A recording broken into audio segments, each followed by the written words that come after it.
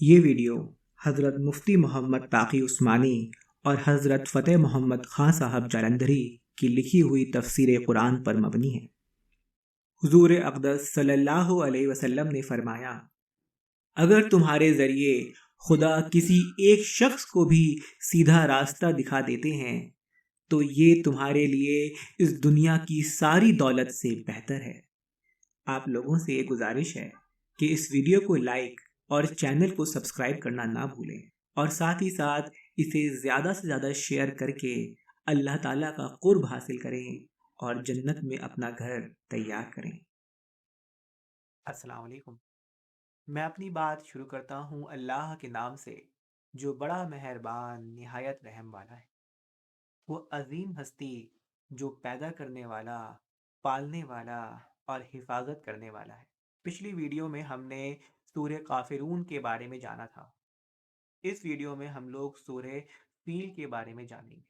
بسم الله الرحمن الرحيم ألم تر كيف فعل ربك بأصحاب الفيل ألم يجعل كيدهم في تضليل وأرسل عليهم طيرا أبابيل ترميهم بحجارة من سجيل فجعلهم كعصف مأكول۔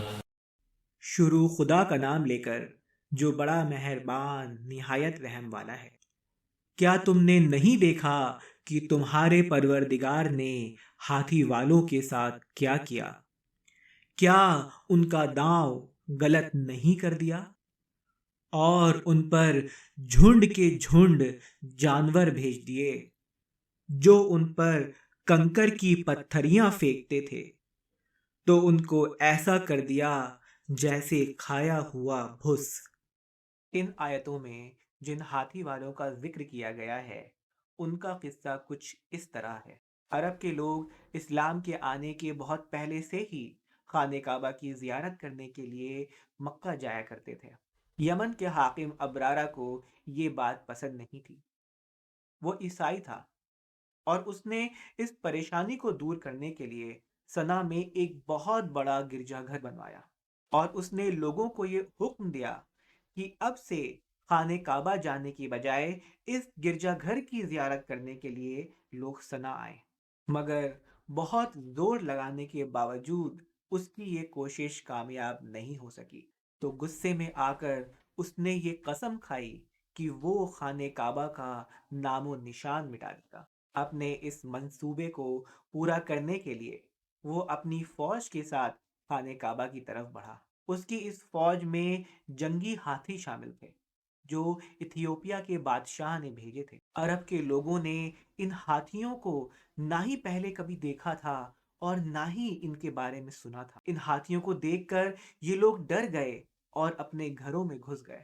اس طرح ابرارہ اپنی فوج کے ساتھ مکہ کے قریب مغمس نام کی جگہ تک پہنچ گیا۔ عبد المطلب جو حضور اکرم صلی اللہ علیہ وسلم کے دادا تھے، وہ اپنے لوگوں کے ساتھ خانہ کعبہ تک پہنچ گئے۔ اس وقت مکہ کے لوگوں کے دل خوف سے تھرا رہے تھے۔ کہتے ہیں اس وقت کسی نے حضرت عبد المطلب سے پوچھا کہ اب کیا ہوگا، تو اس پر انہوں نے جواب دیا کہ جس کا یہ گھر ہے وہ اس کی حفاظت کرنے کے لیے کافی ہے۔ تو سوال یہ ہے، کیا اللہ سبحانہ و تعالی اپنے گھر کو برباد ہونے دیتے؟ کیا وہ گھر جس کی بنیاد توحید پہ رکھی گئی ہے، جسے اس کے ایک عظیم پیغمبر حضرت ابراہیم علیہ السلام نے اپنے خدا کی عبادت کرنے کے لیے بنایا تھا، کیا اللہ رب العزت اس گھر کو برباد ہونے دیتے؟ انسان یہ بھول جاتا ہے کہ جس طاقت نے اس ساری کائنات کو پیدا کیا، جس طاقت نے آسمان اور زمین کو پیدا کیا، جس طاقت نے خود اس کو پیدا کیا، وہ چاہ کر بھی اس طاقت کا مقابلہ نہیں کر سکتا۔ یہی بھول ابرارہ نے کی، اور اللہ نے اسے اس کا بدلہ کچھ اس طرح دیا کہ انہوں نے اس کی فوج کے لیے ابابیل نام کے پنچھیوں کا ایک جھنڈ بھیج دیا۔ ان پنچھیوں کی چونچ میں 3 چھوٹے چھوٹے پتھر تھے، اور انہوں نے یہ پتھر ابرارہ کی فوج پر ڈالنا شروع کر دیے۔ ایک ایک پتھر جب کسی شخص پر گرتا تو اس کے بدن کو چھلنی کر دیتا۔ ابرارہ کی فوج میں تباہی مچ گئی۔ اس کے ہاتھی خوف سے بھاگنے لگے اور اپنے ہی لوگوں کو کچلنے لگے۔ درد اور موت کا ایسا تماشا لوگوں نے پہلے کبھی نہیں دیکھا تھا۔ آخر کار اللہ تعالیٰ نے ابرارہ کی فوج کو تباہ کر ڈالا۔ ابرارہ بھی اپنی جان بچا کر وہاں سے بھاگا، مگر راستے میں اس کی بھی دردناک موت ہو گئی۔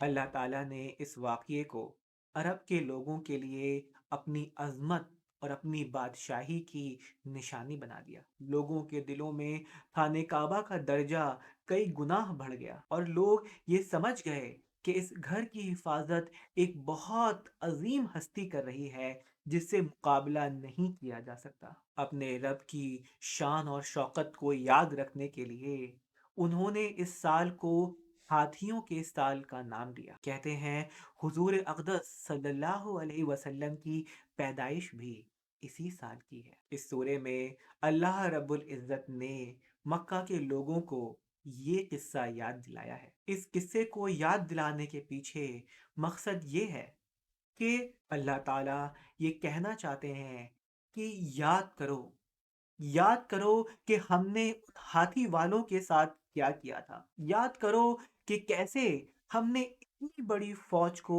مٹی میں ملا دیا۔ تو آج ہم نے تمہارے پاس اپنے اس محبوب بندے کو بھیجا ہے، تو کیا تم اس کی بات نہیں مانو گے؟ تو اگر تم لوگ اس شرک سے باز نہ آئے، تو اگر تم لوگوں نے اس برائی کے راستے کو نہ چھوڑا، تو ہمارے لیے تمہیں بھی اسی طرح برباد کرنا جس طرح ہم نے ہاتھی والوں کو برباد کیا تھا ہمارے لیے بہت ہی آسان ہے۔ اللہ تعالیٰ تو اپنے بندوں سے محبت کرتے ہیں۔ وہ پچھلے لوگوں کے انجام یاد دلا دلا کر اپنے لوگوں کو سیدھے راستے پر لانا چاہتے ہیں، برے انجام سے بچانا چاہتے ہیں، مگر افسوس ہے کہ ہم لوگ بہت ہی کم نصیحت پکڑتے ہیں۔ اب میں اپنی بات ختم کرتا ہوں۔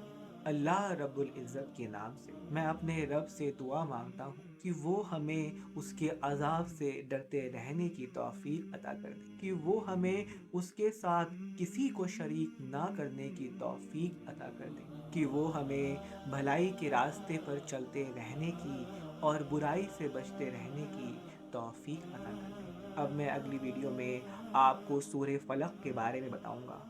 اپنا خیال رکھیے گا۔ خدا حافظ۔